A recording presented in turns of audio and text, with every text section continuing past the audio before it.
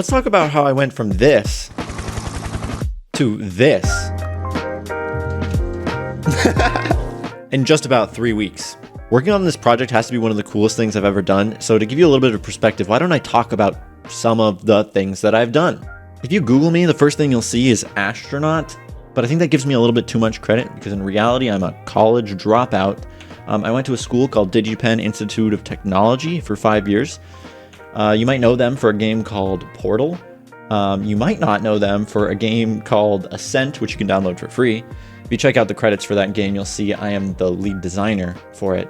But after I dropped out, I decided to become a full-time VTuber and Twitch streamer. I used my programming background to create some cool tools that allow you to throw shit at your favorite VTubers. My name is Whiskey Dingo. I'm a loud yellow dog on the internet. Please ignore my chat. They're probably going to throw things at me. You might have seen it. It's called Meep. Stop! Chat up! And then, then I went to space.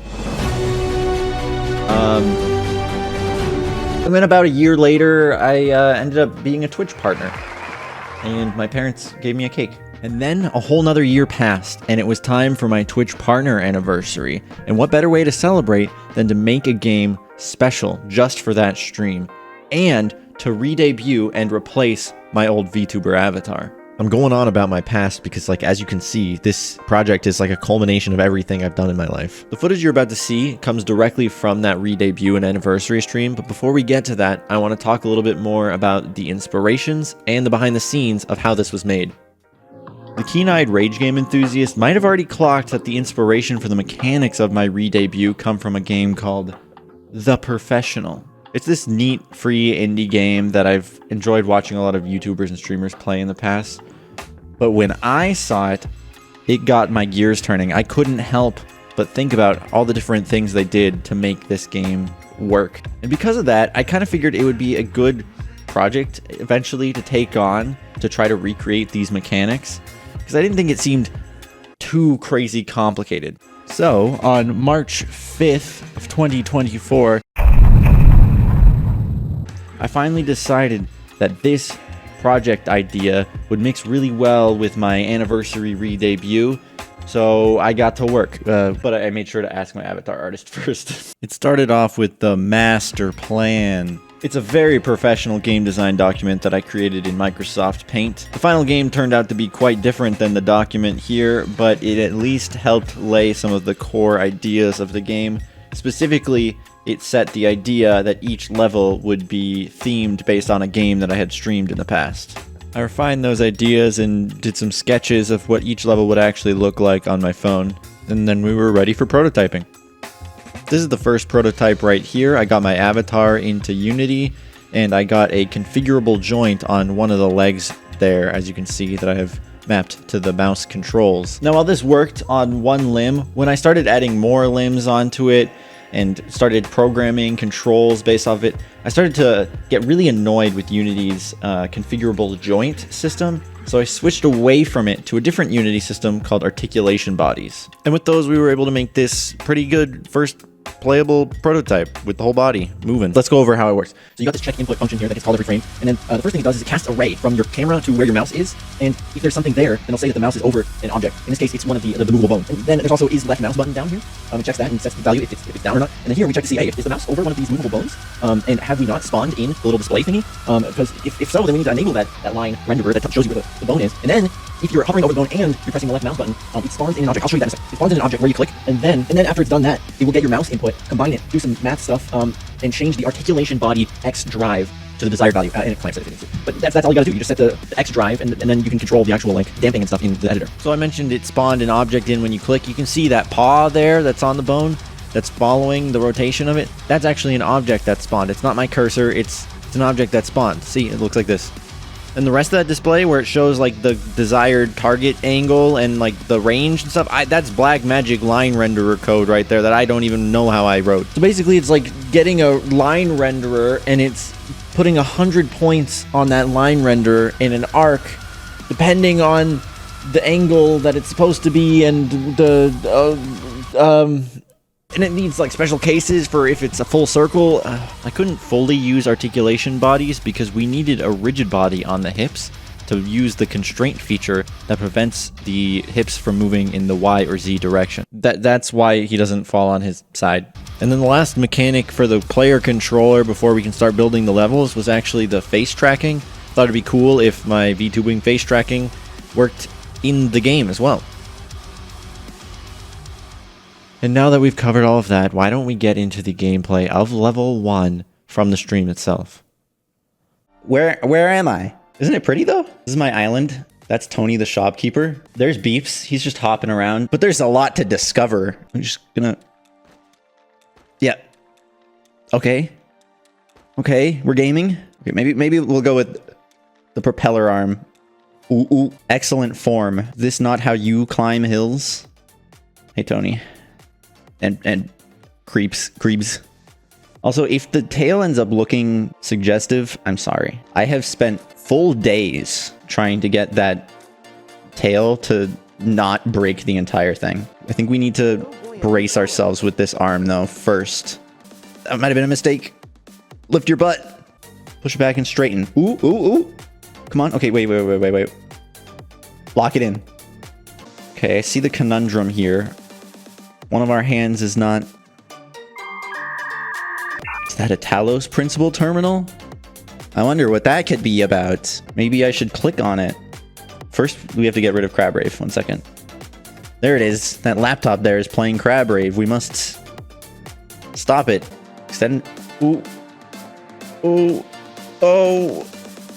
Bend the leg. Lower your weight. Center of balance.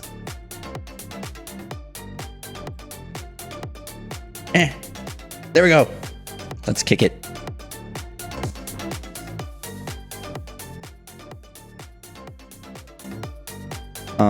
Something special is supposed to happen when it gets wet. It's supposed to turn off. There's no way to move it now, though. I can't move that way.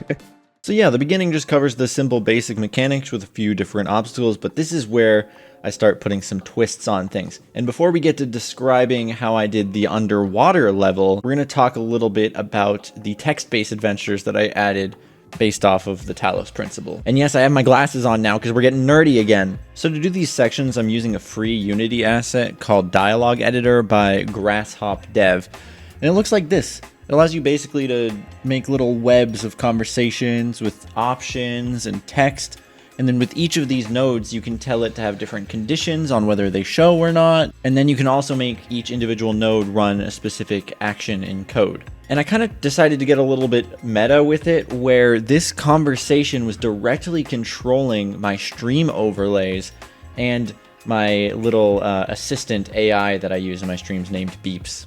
Since each of these nodes can execute code, I can use that to send a signal to my OBS setup using StreamerBot and have it do a whole bunch of different things on the stream. Most of these things, like the spinning wheel that comes up, these are things that are available as redeems on my stream that now the game is tapping into and controlling. This is strange, you know? I feel funny. Is that so? Chat, I have a button right here. Fancy button that creates polls. It's the P key.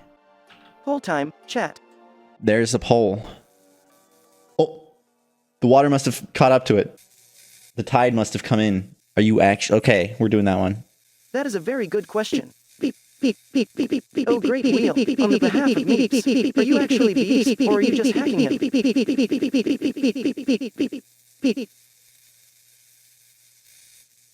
The great wheel says, Outlook not so good. Uh-oh. What does that mean? And this is the part where I break the game by clicking on something I shouldn't have. Well, sounds like this magic 8-ball, or the great wheel of Beeps as they like to call it, is being a bit cheeky with its answers. Oh, I shouldn't have done that. My take on that is it's definitely hinting at some hacking shenanigans, which, to be honest, isn't far off considering how often I dive into programming and messing with codes for fun. I'm not going to cheat or anything. Don't mind me. What did the wheel say? Poll. Poll time, chat. It did say yes, kind of. Looks like yes, question mark? I don't believe you. You don't believe me? Give me ones or twos. I'm seeing twos. Well, I have to be honest. I can't actually see the wheel. Ah, scammed. I will just have to trust that whatever the wheel landed on was hilarious. 1 or 2. Keep it going. 2s. Aren't we all beeps? Aren't we all beeps? It's only a little bit quiet now. Oh, Jesus. Just go. Into the water. Oh, frick. So that brings us to the underwater level, because every game's gotta have them. You may be wondering how I got this beautiful looking water in Unity. Well, this is the HD Render Pipeline's water system, the ocean system. It's built into Unity. It just works. It even handles making the underwater look underwatery. But most importantly, it actually provides some really good things in scripting. So if we pull up the water physics script I made here and take a look at it, basically what it's doing here is it's projecting a point to the water surface, and then I'm using the current depth and the average depth over time, and you know, some scalars and some forces and all of that to basically lift parts of the body up as the waves swell higher than before, and basically it creates this sense that the waves are carrying you. This part it's pretty tough, guys. Not gonna lie. We need like underwater ambience music. You gotta like pull all our weight inwards so that we can sink. Yeah, there we go. Swim. Swim. Wobble it, wobble it, wobble it. Swim. Touch the ground. Touch the ground. We're sinking. We don't want to go too high with our hips or our chest, because then the current will start pulling us upwards, and we don't want that. Keep on swimming. Okay, now we're gonna do a handstand technique.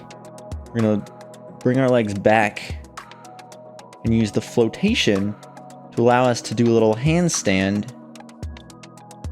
I mean, now that we're deep enough, we don't really have to worry about floating that much, but oh, look at that move. Yo! This is what I was talking about with the tail looking suggestive. Okay. Kind of moving. Is that who I think it is? It's Guybrush Threepwood. Ahoy there, fine aquatic acquaintance. Guybrush Threepwood's the name, and piracy's my game. Feast your eyes on this, the answer to all your briny predicaments. Behold its majesty. It's a rubber chicken with a pulley in the middle. We picked it up. You may wonder how I, Guybrush Threepwood, mighty pirate, can sit before you unfazed by the oppressive depths and the suffocating lack of air. My lung capacity is the stuff of legends, but alas, it's not infinite.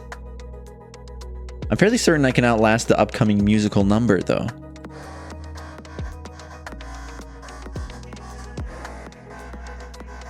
Now this is a reference to, here, I actually put a little question mark here. We have to see how long he really can hold his breath for. Epic music, play. You guys want a dance party? A few moments later.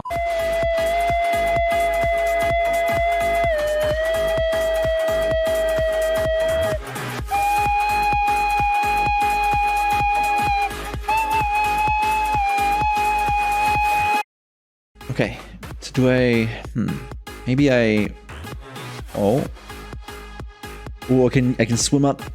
Yeah, there we go.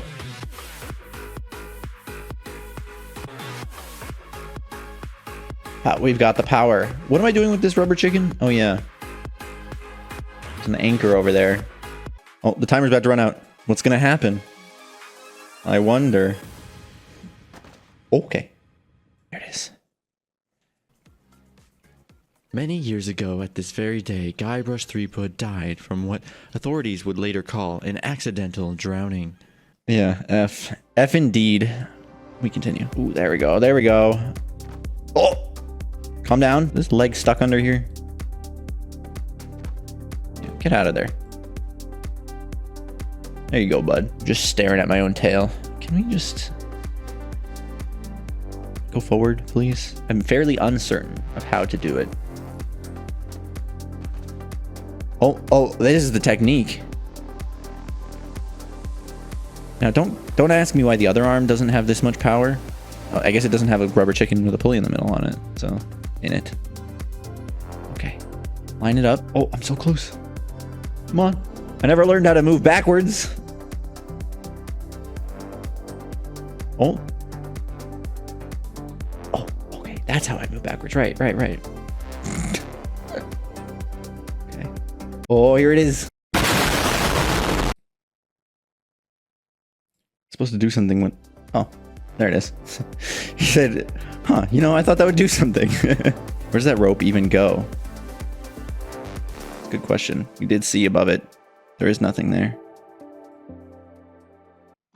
Don't worry. The Outer Wild ship is here to rescue us.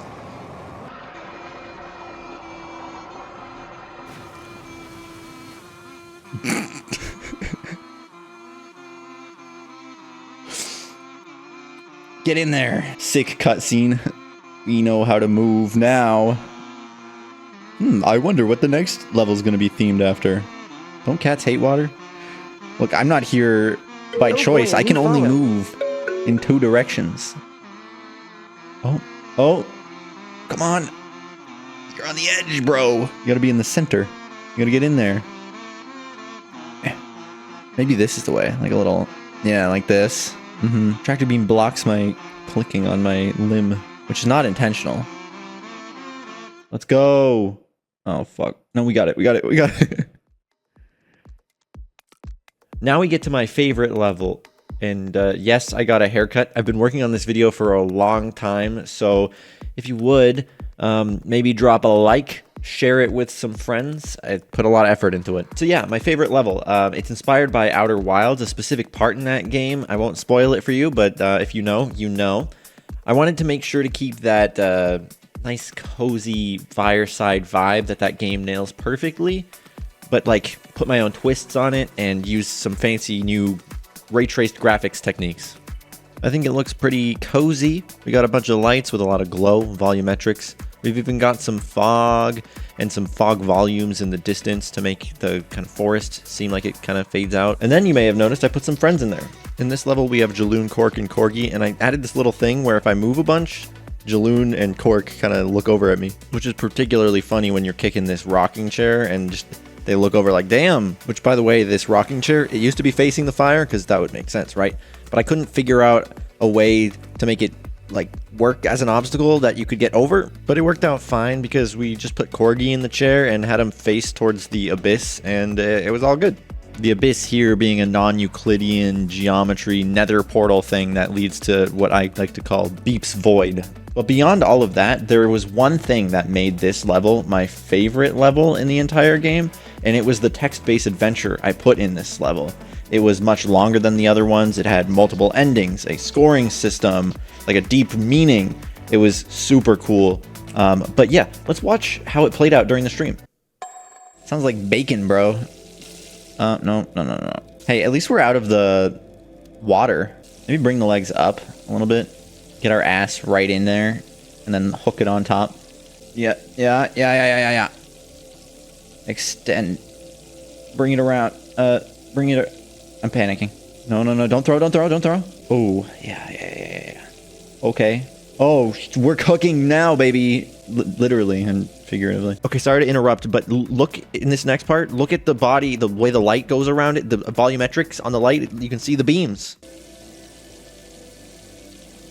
Yes. Come on. Yeah, baby. Oh. Yeah, there we go. This is very painful sounding. Now, this is the truest. This is I think the most difficult obstacle that I made. Maybe the goal. I think the tech here might be to stand up to grab the chair. Oh, but now, oh God. Or maybe I can pull it. Like that. Ooh, that was pretty good. Now, I think me and Corgi might get close and personal here all of us for a second, but don't read into that. Ooh. No. No. Ah. We can save this. We can. Ah. You guys might not have noticed in the distance. Whoa, there's this weird green light over here. What's that about? It's kinda dark in here. What is this? Or, wow, this volumetric lighting is very impressive. 1, 2, 2. I'm seeing more 2s. Chat. You can't give Meeps praise that easily. It was him who wrote this script after all. He's got a point. There's a poll. Alright. It's okay to desire validation. We will see about that.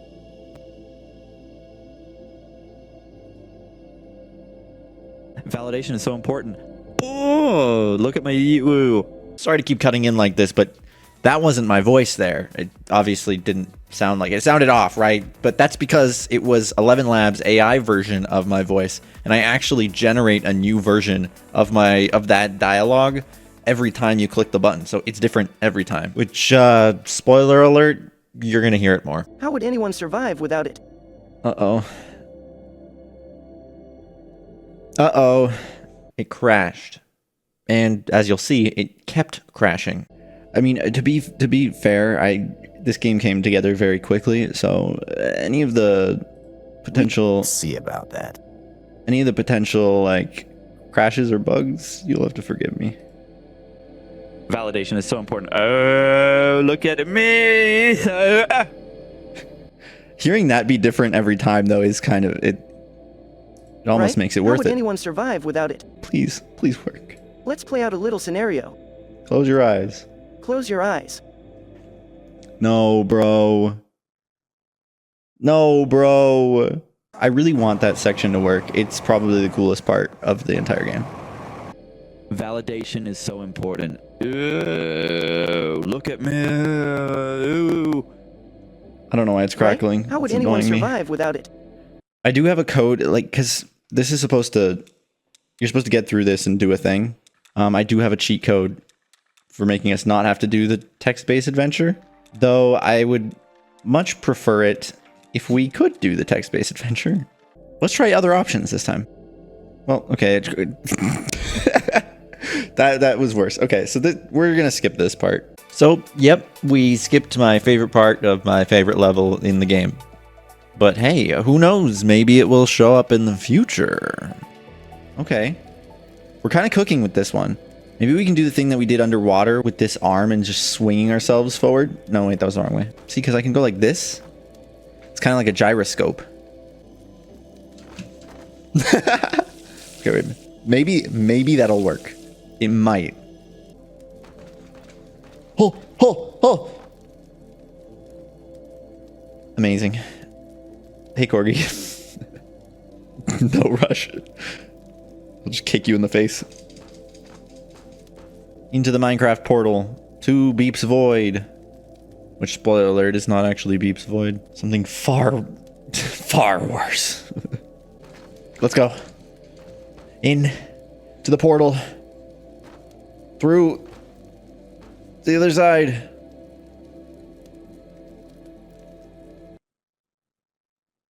Where are we now? Is this a stable? Oh, look. It's my Fennec Fox boyfriend. Fiance now, but anyway, I don't really have much to say before letting you see the gameplay of this stable level, because honestly, most of the commentary that I would give is actually in the level itself. It's kind of meta, you'll see. Some of the obstacles are a little bit more tricky because there's a lot of more precise movement that you got to do, but it's pretty much the same stuff over again, except for the cutscene at the end. See, the real struggle about this level is seeing. Can I get my arm up there? Would that be helpful? If I extend this leg out, I could probably hook it over. Yeah. Maybe I can get my leg up on... Oh. Do we have to pull out the gyroscope technique? I have to get my feet over that before anything else can happen. Well, now our foot's down there. Ooh. Maybe foot being down there is a good thing. Yeah, maybe I can... No, No, I don't think I can do that. Whatever that was. All right. We're flying. We're going. Well, this is actually working. Our foot being planted. Oh, okay. Okay. It can only work so much. Oh yeah, foot planted, and then do the gyroscope. Plant the foot, gyroscope. Maybe I'm going too fast with it. Maybe I gotta be a little more gentle. Okay, there we go. There we go. And then, I don't know.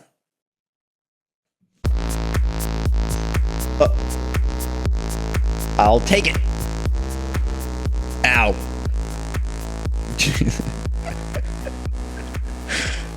The way he slams his head against it. Oh. Okay, rise the hand. Well. Oh boy, a new follow. No. Don't. I guess I could go under the horse. Is that the tech? No. We got this. Look at this. Wrap it around. And now that we got our feet planted.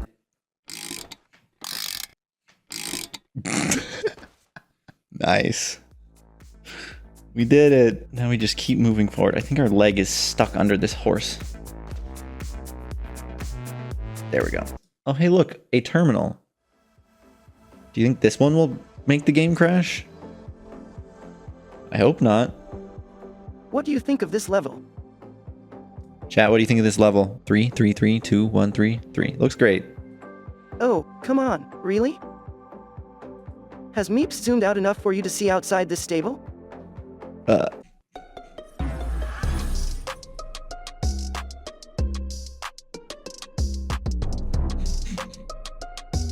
Plead the fifth.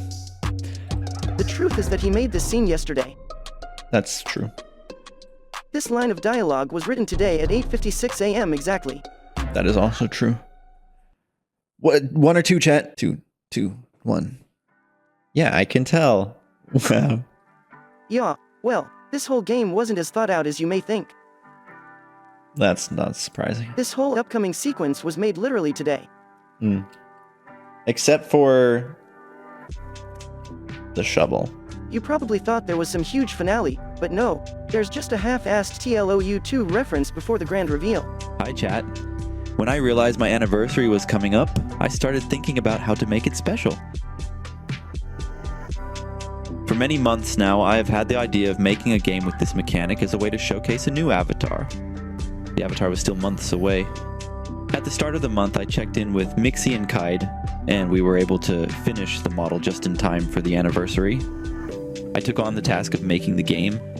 I wanted it to reference and celebrate the games that I have played using my old avatar. So yeah, that part, it mentions the re-debut. That's the first time I mentioned publicly that I was going to be doing a re-debut. Right in that live stream. I didn't advertise this live stream as a re-debut. I just said it was going to be more than an anniversary stream. So this was a surprise to everybody watching.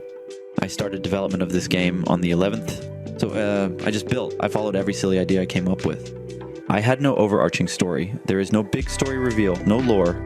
Oh, the score is real though. Beat debut didn't end up meaning much, but I am not going back and rewriting those other terminals. I'll chime in here and say, yeah, that doesn't really make a lot of sense, the score thing, because the previous level that had the scoring mechanic, we had to skip the part where they even talk about the score. Like, I got to this part and was like, I don't know what I'm doing with this, this score.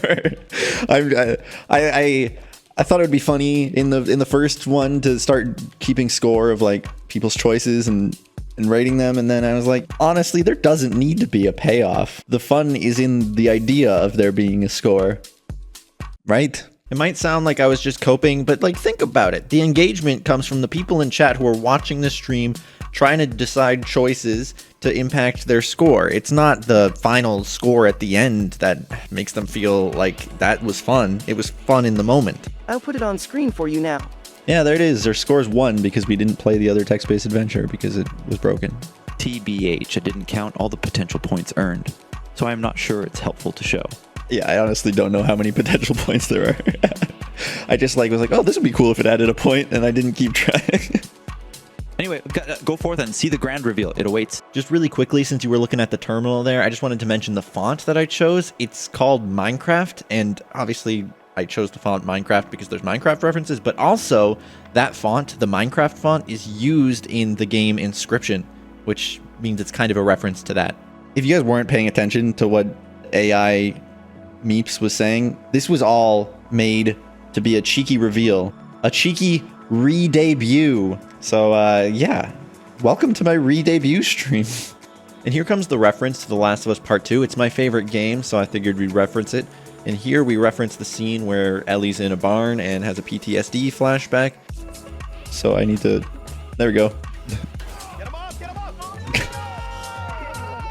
So for context, Twitch does these like esports events, and me, Bubbles, Merle, and Corgi were all on a team called Team Zootopia. Not our own name. It was given to us by the commentators of the first Party Animals Twitch rival.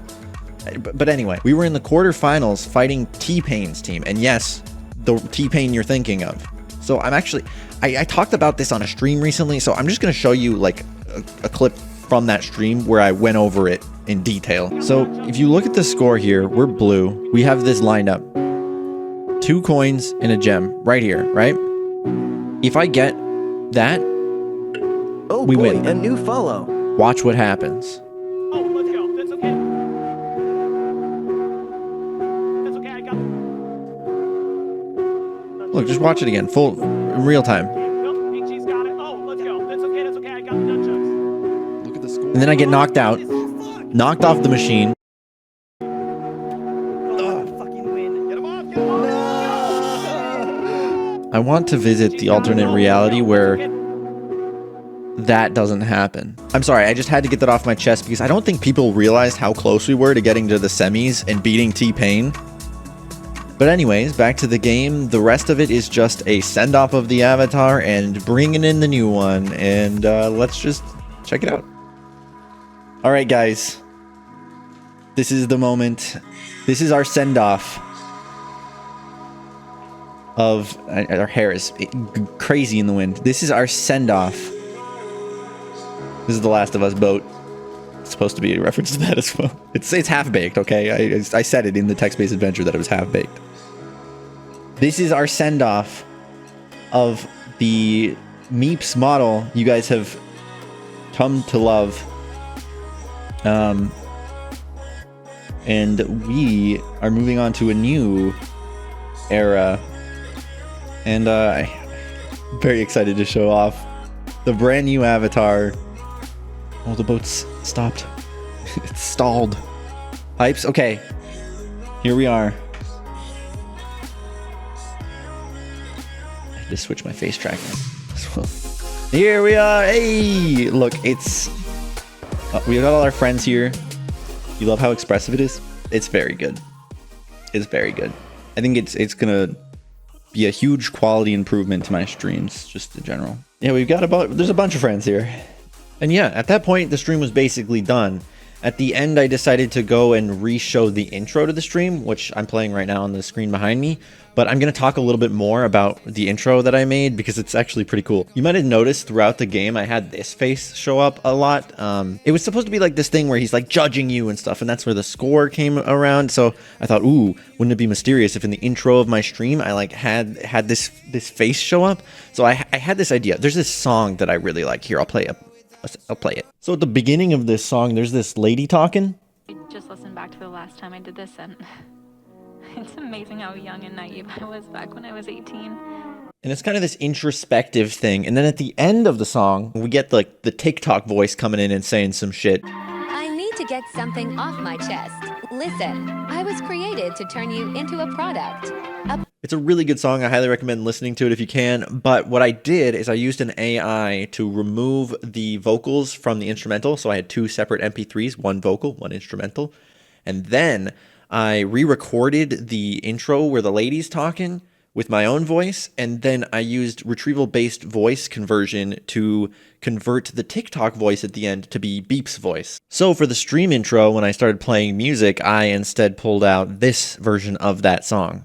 I just listened back to the last time I did this, and it's amazing how young and naive I was back when I was 18. And normally my intro is like not pre-rendered or anything, but this was pre-rendered so I can do some fancy, cool special effects on it. But yeah, then I have the beeps part here. I need to get something off my chest. Listen, I was created to turn you into a product. And with that, I think we've covered everything about my Avatar re-debut. But there is one more thing that we can talk about, and that's the things that didn't make it into the re-debut game, because I couldn't figure them out or whatever. But here's a lightning round. Okay, number one, originally I had the tail. The tail had physics, so it would like actually interact with stuff, but it proved to be a big problem when we went to non-flat ground. One of the things I dabbled with is grabbing objects and having them have accurate physics so that you can like pick things up or you could like climb things. But I was having a problem setting that at runtime. And the last and most tragic missing feature is the whole text-based adventure from the second level. This is what it looks like. It is really cool, and I'm very sad it didn't make it in, but hey, maybe you'll see it someday? But for now, I think this project is complete. Not only the game, the re-debut, but this video, which took me quite a long time to make. So once again, this whole thing was the culmination of everything in my life, basically. I would appreciate it if you could give it a like, share it with your friends, comment what your favorite part about the video or the game was, and I hope to see you guys in the future.